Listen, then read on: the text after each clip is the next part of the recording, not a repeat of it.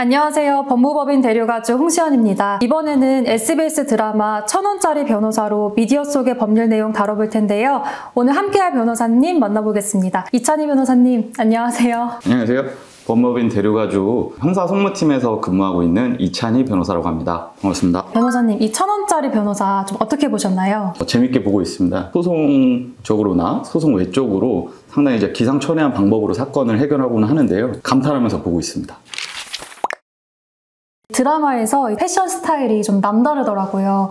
선글라스도 끼고 정장도 화려하고 이런 패션 스타일에 대해서는 좀 어떻게 보셨어요? 보통 이제 요즘 재판 가다 보면 법정에서 젊은 변호사님들께서 멋있게 입고 온다든지 아니면 화려하게 입고 온다든지 그런 경우들이 많은데 실제로는 이제 재판부의 시선이 조금 신경 쓰이기도 하고, 제가 예전에 겨울에 한번 좀 화려한 코트를 입고 출근한 적이 있었는데요. 파트너 변호사님께서 지나가시면서 이 변호사 코트 멋진데? 라고 하신 적이 있었거든요. 근데 정말 제가 멋있어서 그랬을까요? 멋있어 보이셨을 수도 있죠. 직장인들은 다들 공감하실 거라 믿습니다. 네, 멋있으십니다. 감사합니다. 검사 15로 사건을 수사를 하다가 변호사 사무소 15로 취업을 합니다. 근데 이 15라는 개념이 사법시험이 있을 때 기준이라서 조금 낯설기는 해요. 이 15가 맡는 업무나 역할은 어떤 건가요?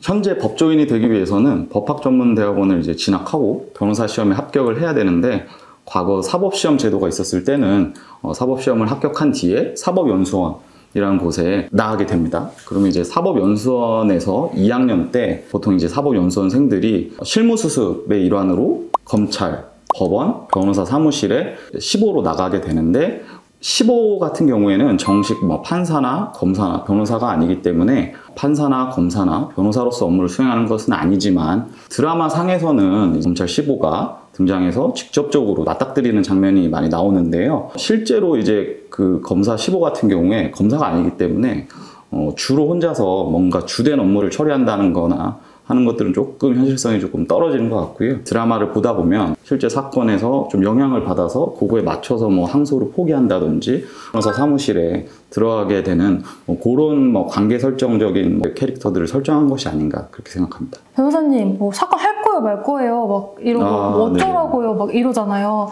근데 만약에 이 약간 인턴 변호사님이랑 비슷한 느낌이라면 인턴 변호사님이 약간 변호사님한테 변호사님 사건 할 거예요, 말 거예요? 약간 이런 거랑 비슷한 거가 아니었을까 싶어가지고 그게 조금 궁금해요. 법무법인 100이라는 곳에 가 있기 때문에 100이 있기 때문에 굳이 거기를 계속 안 다녀도 되니까. 의뢰인이 압수수색 영장을 받을 때 영장에 표기된 시간을 문제 삼아서 위기를 모면을 합니다. 그러니까 오후 7시 1분이 되자마자 이 영장에 야간 집행 해당 사항 없음, 이 부분을 보고 압수수색을 못하게 하는데요. 이런 경우가 실제로도 일어날 수 있는지 좀 궁금해요. 저도 이 장면을 보면서 상당히 이제 재치 있다고 생각을 했는데요. 실제 압수수색 영장을 보면 거기에 이제 피고인 또는 피의자의 성명, 그다음에 죄명, 그다음에 압수할 물건, 수색할 장소, 그리고 압수수색 영장의 발부 원리일, 그리고 유효기간 등이 기재가 되어 있습니다. 그래서 원칙적으로 압수수색 영장이란 것은 그 유효기간 내에서만 법적으로 효력이 있기 때문에 드라마에서처럼 7시를 넘어섰다라고 하면 이제 돌아가야 되는 상황이 발생을 하게 되는 거죠. 근데 실제로는 이제 수사기관에서 자기네들이 나와서 압수수색하는데 충분한 시간을 준비해가지고 압수수색 영장도 받고 압수수색 현장에 또 나오기 때문에 크게 발생할 가능성은 좀 없지 않을까, 이렇게 생각이 듭니다. 상당히 기초적인 실수라고 할 수 있기 때문에 이런 기초적인 실수를 범했을 때 저였으면 돌아가서 감당 못했을 것 같은데요. 재판 장면을 보면 CCTV 영상을 보여준다던가 예상치 못한 증거물을 제출을 합니다. 그러면서 재판을 좀 유리한 방향으로 이끄는데요. 이게 실제로도 있을 법한 이야기인가요? 실제로는 재판 과정에서 그렇게 이제 예상하지 못한 증거물이 나와서 재판의 향방을 뒤집는다? 이런 거는 나오기는 조금 어렵지 않나. 기본적으로 재판이라는 것은 양 당사자들의 공격과 방어 방법의 어떤 기회 보장 을 충분히 해주는 것에 그 의의가 있기 때문에 피고인이 증거를 냈다라고 하지만 그게 조작됐다든지 위조됐다든지 그럴 경우를 배제하기도 어렵고, 서로에게 의견을 밝히고 그것을 반박할 수 있는 기회가 절차적으로 보장이 됩니다. 영화 같은 데서 전형적으로 나오는 장면 중에 재판의 어떤 증인으로 신청하지도 않았는데 갑자기 네. 재판 중에 네. 문이 열려가지고 멋있게 또 등장하죠. 네. 재판장님 이 있습니다. 네. 그러면 재판장님이 증인석에 잠깐 서보시죠 하면서 이제 증인신문하는 그런 장면들을 많이 볼 수 있는데요. 실제로 그런 장면들은 가능하지 않습니다. 그러니까 보통은 증인이 갑자기 등장하는 장면들이 권선징악을 보여준다던가 드라마를 극적인 요소로 이렇게 더 재밌게 만들어주니까 그렇게 등장을 하긴 하는데 그렇지만 이건 그러니까 드라마라서 가능하다는 점인 거죠. 그렇다고 봐야 될 것 같습니다. 드라마에서 형사보상금으로 피고인 자녀의 병원비를 마련할 수 있게 된다고 나오는데요. 이 형사보상금의 지급 기준과 얼마를 받을 수 있는지가 좀 궁금해요. 일단 형사보상이라고 하면 사법당국의 어떤 잘못으로 억울하게 조금 죄 누명을 써서 인신적으로 좀 구속을 당했다든지 사법적인 집행을 받았다든지 그런 부분에서 이제 발생한 손해를 보상해 주기 위한 제도인데요. 크게 형사보상은 이제 두 가지로 구성이 됩니다. 첫 번째로는 이제 구금에 대한 비용, 두 번째로는 이제 비용에 대한 보상, 이렇게 크게 두 가지로 나눠지는데, 구금에 대한 비용 같은 경우에는 이제 법에서 인신이 구속됐을 당시에 최저임금액 이상, 그리고 최저임금액의 5배 이하까지 이제 보상을 해줘라, 이렇게 정하고 있는데요. 실무상으로는 보통 최저임금액의 한 2~3배 정도 이제 정해진다고 알려져 있고요. 드라마에서는 5배를 받잖아요. 실제로는 그렇게는 안 되는 거죠? 법으로 5배까지라고 정해져 있기 때문에 가능은 하다. 이제 다만 대부분의 사건들 같은 경우에는 한 2~3배 정도에서 많이 결정이 된다. 이렇게 생각하시면 될 것 같습니다. 일단 틀려도 이렇게 청구하고 법원에서 이제 알아서 조정하는 조정하면 영역이니까. 되니까, 네. 저희도 그래서 늘 이렇게 청구합니다. 3화로 넘어가면요. 법조문 빙고 게임을 할 때 힌트를 주는 장면이 나오는데요. 변호사님들은 실제 법조항을 다 외우시나요? 저도 그 장면을 보면서 저게 가능한가? 라는 생각을 일단 했습니다. 저 같은 이제 일반적인 변호사는 좀 쉽지 않지 않나 라는 생각이 드는데요. 일단 기본적으로 우리 법에 민법, 형법, 상법, 소송법 너무 많은 법이 있기 때문에 일반적으로는 가능하지 않지 않나 라는 생각을 하는데요. 그래도 변호사님이 외우고 있는 조항이 하나 있다면, 전 하나 있거든요. 어떤 거죠?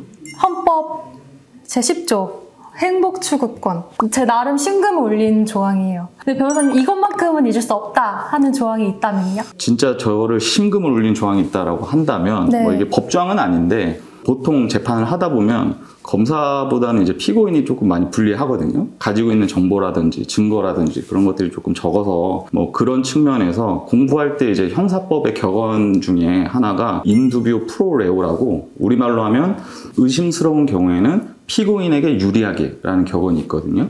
공부할 때보다 실제로 이제 변호사 업무를 하면서 이게 이런 뜻이었구나라는 와닿는 그런 느낌인 것 같습니다.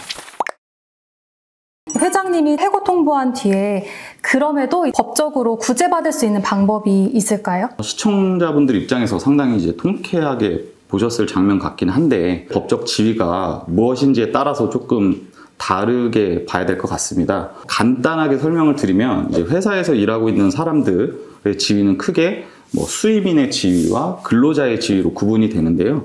이렇게 구분되는 중요한 기준은 회사의 사용, 지휘, 감독을 얼마만큼 받는지, 내가 업무를 수행하면서 얼마만큼 재량을 가지고 일을 할 수 있는지에 따라서 이제 구분이 되는 개념입니다. 수임인의 경우에는 이제 법적으로 회사가 언제든지 계약을 해지할 수 있기 때문에 별다른 사유가 없다고 하더라도 회사 일방적인 의사로 계약 관계가 이제 종료가 될 수 있습니다. 보통 회사의 등기이사라든지 고위직 임원 같은 분들이 그렇게 해당이 될 수 있을 것 같고요. 그다음에 일반적인 근로자 같은 경우에는 우리 법의 어떤 근로기준법에 따른 보호를 받기 때문에 해고를 하기 위해서는 정당한 이유가 있어야지 이제 해고를 할 수 있습니다. 근데 이제 드라마를 살펴보면 상당히 고위직 직위에 있고 회장님이 구속돼 있을 경우에 상당한 업무적 재량을 가지고 일을 하고 있었던 것에 비춰보면 어느 정도 수임인의 지위에 있지 않나 라고 생각이 되는데요. 이런 경우라고 한다면 부당하게 해고가 되었으니 복직시켜달라, 이런 청구는 조금 하기 어렵지 않을까라는 생각이 들고요. 반면에 근로자의 지위에 있었다라고 하면 내가 정당한 이유 없이 해고당했다라고 하면서 다툴 수는 있을 것 같은데, 회사 입장에서 본다면 상당히 조금 악행들을 많이 하고 다니지 않습니까? 네. 그로 인해서 이제 뭐 회사에 부정적인 영향을 끼쳤을 수도 있고, 취업 규칙이나 인사 규정 같은 걸 조금 보긴 해야겠지만, 해고하는데 정당한 이유가 있다라는 법리 구성으로 또 대응을 할 수도 있을 것 같기도 하고, 그런 생각이 듭니다. 이 사건에 대해서 더 자세히 살펴보셔야겠지만, 드라마에 나온 단편적인 내용만 보고 고려를 했을 때 수임하실 사건, 또 수임하지 않을 사건, 또 그 이유에 대해까지 좀 말씀 부탁드릴게요. 드라마나 영화나 달리 실제 현실에서는 선악이 명확하게 구분되지 않는다. 그리고 실제로 사건을 수행해봐야지만이 선악에 대해서도 결론이 날 수 있다. 결론이 난다고 해도 뭐가 선이고 뭐가 악인지는 알 수 없다. 주관적인 거죠. 그렇죠. 네. 주관적이기도 하고 되게 모호하게 섞여 있기도 하죠, 사실은. 저희를 찾아주시는 어떤 의뢰인이 있다고 한다면 그 의뢰인을 위해서 저희는 이제 최선을 다해서 서비스를 제공해야 될 것 같다라는 생각을 하고 있습니다. 네, 이렇게 드라마 1000원짜리 변호사에 나오는 내용을 바탕으로 대류가족 이찬희 변호사님과 함께 이야기 나눠봤습니다. 변호사님, 끝으로 인사 한 말씀 부탁드립니다. 네, 저도 애청자의 입장에서 이제 드라마에 나오는 여러 가지 상황들을 법률적으로 조금 더 디테일하게 살펴볼 수 있어서 굉장히 새로운 시간이었는데요. 시청자분들께서도 궁금하시는 사항에 대해서 조금이나마 답변이 되었으면 좋겠다라고 생각합니다. 네, 변호사님 함께 해주셔서 감사합니다. 저희 대류가족 유튜브 채널에서는요, 앞으로도 계속 미디어 속의 법률을 해석해보는 시간 가질 예정이니까 관심 있게 봐주시면 감사드리겠습니다. 지금까지 대류가족 홍시연, 이찬희 변호사이었습니다. 감사합니다. 감사합니다.